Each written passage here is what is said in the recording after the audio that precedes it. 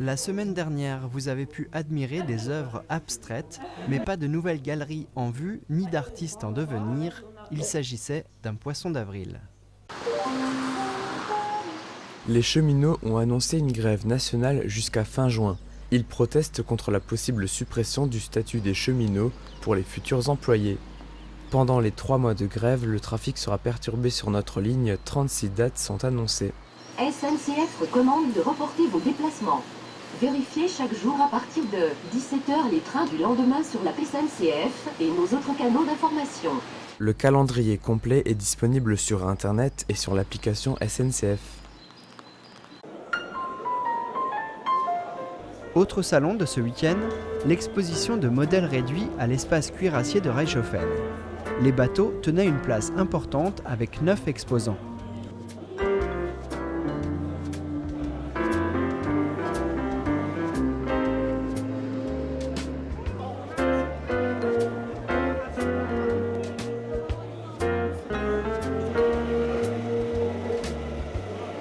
Trois nouveaux participants ont rejoint cette édition. Daniel Kubler et son épouse, venus de Mulhouse avec ses camions, des semi-remorques au décor thématique qui circulent dans les allées.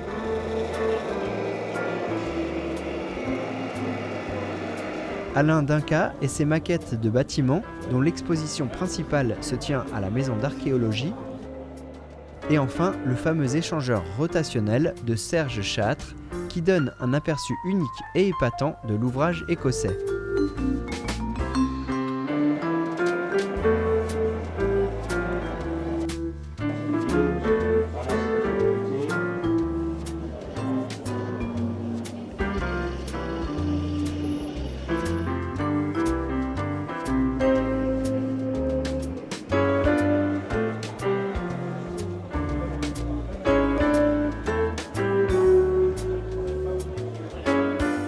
Un appel à la souscription pour la rénovation de la maison des tanneurs a été lancé avec la maquette du projet exposée pour esquisse.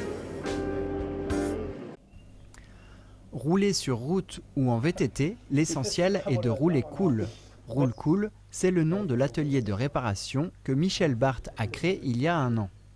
Le vélo en révision est celui de son fils, Gabriel, son plus fidèle client, avec qui il partage sa passion du vélo et de la mécanique. Donc ça, c'est un entretien après plusieurs sorties.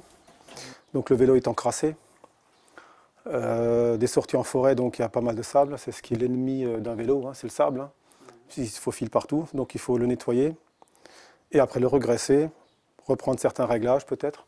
Là, on a un pivot, on va prendre la clé spéciale. On fait progressivement. Hop. Et ça ne touche plus. On a enlevé un voile, il y en a un deuxième. Roue voilée, fourche qui lâche, crevaison. Pour éviter les ennuis, il faut prendre soin de sa bicyclette. Voilà, moi j'incite les gens à surtout réviser leur transmission. C'est ce qui est quand même une partie très importante du vélo. Les freins, ils sentiront eux-mêmes quand ça ne fonctionne plus, ça c'est sûr. Mais la transmission, on ne fait pas forcément attention tant que ça change les vitesses, qui changent. Et comme c'est des changements de vitesse à câble, donc un câble ça s'étire. Avec le temps, ça s'étire de plus en plus, donc il faut reprendre les réglages du dérailleur. Dans son stock de pièces standards, dérailleur, chambre à air et freins. Comme pour les voitures, il y a toutes les technologies et tous les prix, étrier, cantilever, hydraulique, à disque ou à tambour, sans oublier les fameux patins. Si vous prenez des freins à patins, bon, ça se dérègle très souvent. Vous encrassez souvent les jantes, donc un frein à patin, il appuiera sur le côté de la jante. Si vous prenez du sable, automatiquement vous allez encrasser les patins, ils vont s'user, ils vont se dérégler. Donc avec des freins à patins, ce qui est surtout important, c'est le nettoyage des jantes. Vous voyez, Véritable passionné, les vélos sont entre de bonnes mains. Mais même si Michel Barthes aime passer des moments dans son atelier, il réserve ses dimanches à des sorties en VTT. Parmi les animations de ce week-end de Pâques se tenait le traditionnel Salon des Antiquités, de la gastronomie, du bien-être et de l'artisanat à Gundershofen. Pour la 31e année, dans la salle polyvalente, une quarantaine d'exposants accueillent les passants.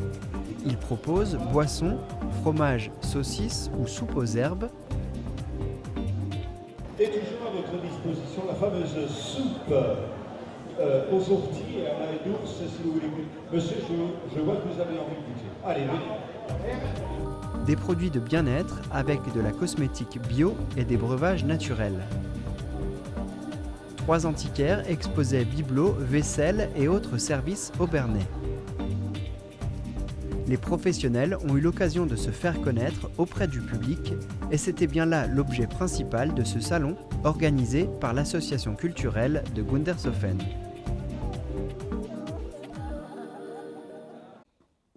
Les tableaux d'Ernest Barth prennent place dans le foyer socioculturel d'Oberbronn.